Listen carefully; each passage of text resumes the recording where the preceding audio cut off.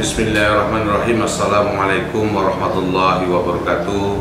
Saya Trisno Rianto, Kapolresta Banda Aceh, mengucapkan selamat atas peringatan Hari Santri yang kelima di Provinsi Aceh tahun 2019 yang akan dilaksanakan di Banda Aceh tanggal 24 Oktober 2019.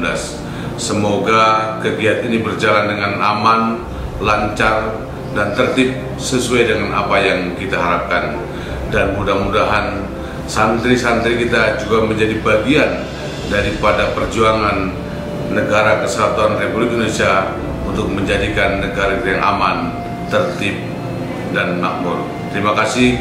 Wabillahi taufiq wal hidayah. Wassalamualaikum warahmatullahi wabarakatuh.